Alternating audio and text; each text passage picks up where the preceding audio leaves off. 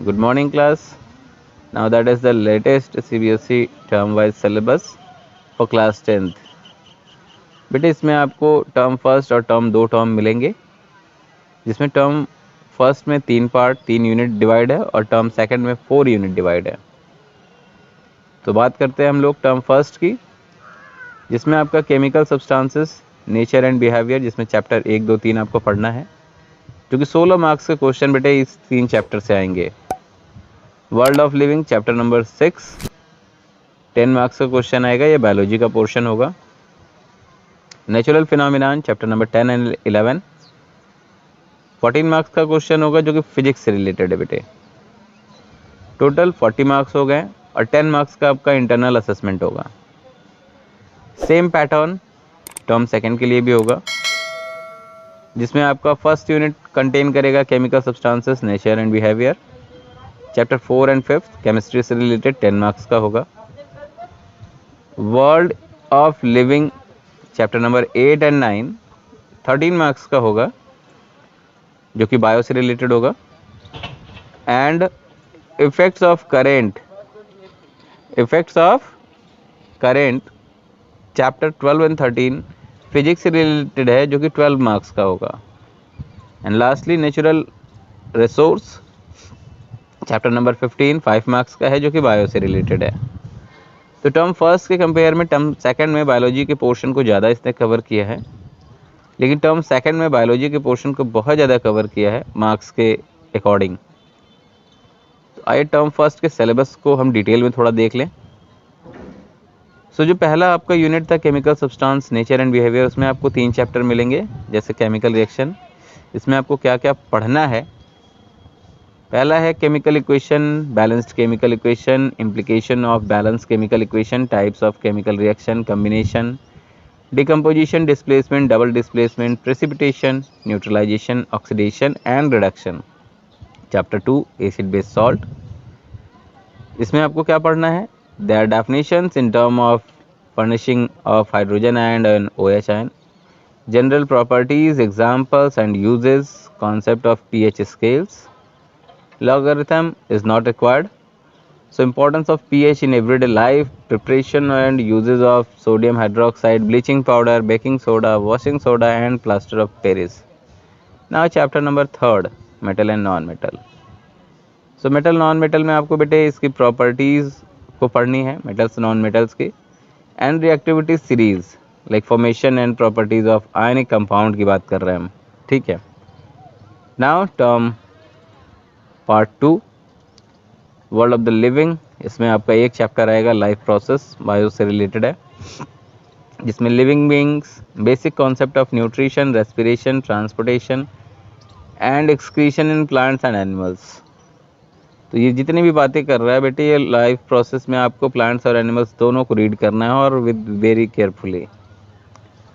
Now third unit natural phenomenon, जिसमें आपको 2 chapter है फिजिक्स के, एक लाइट है और दूसरा है human eyes and colourful world. Light में आपको रिफ्लेक्शन एंड रिफ्रैक्शन में आपको डिटेल करना है, पढ़ना है पूरा। क्या होता है reflection of light by curved surface, image formed by spherical mirror, centre of curvature, principal axis, principal focus, focal length, mirror formula, चाहे वो डाइवर्जन, अच्छा derivation is not required, magnification is important, refraction, law of refraction, refractive index आपको पढ़ना है, refraction of light by spherical lens, image formed by spherical lens, lens formula, magnification, power of lens. ये है पूरा detail है आपका light का chapter का, क्या क्या पढ़ना है आपको।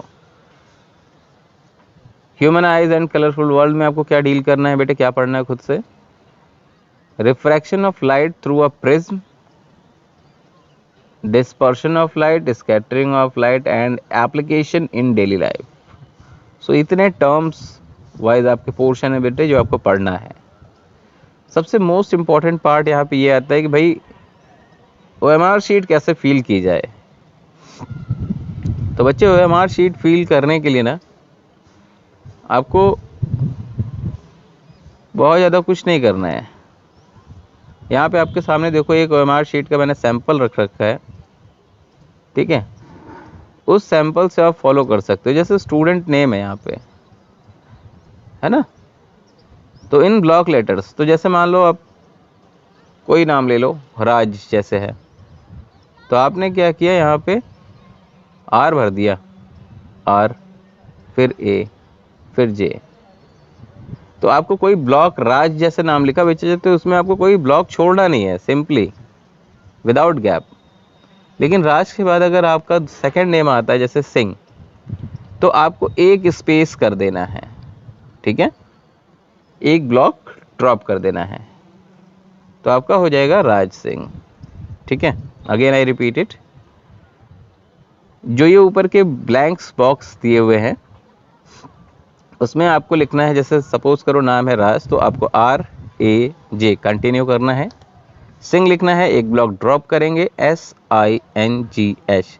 लिखने के बाद जैसे फर्स्ट ब्लॉक में आपने लिखा आर, तो इसके सीधा नीचे जाना है आपको, और नीचे जाने के बाद आपको सर्च करना है आर, और आर करने के बाद यहाँ पे जो आपको है उसको पूरा बबलिंग कर देना है।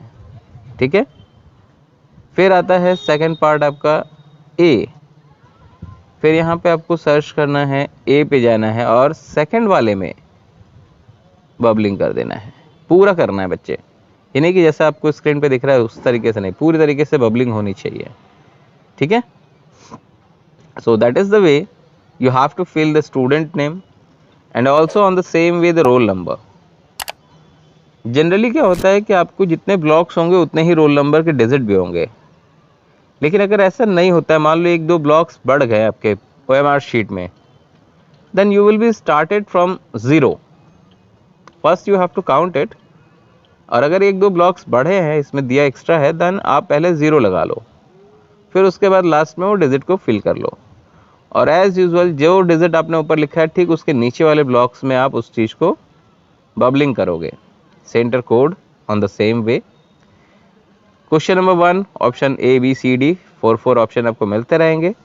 आई will be showing is here as 100 question, but in your board examination have only 40 question are there. ठीक है, so that is the structure regarding the OMR sheet. You also get to practice about it and make perfect. ठीक है, आप इस तरीके की print भी निकाल सकते हो और उसको बबलिंग करके प्रैक्टिस कर लो आप लोग। ठीक है।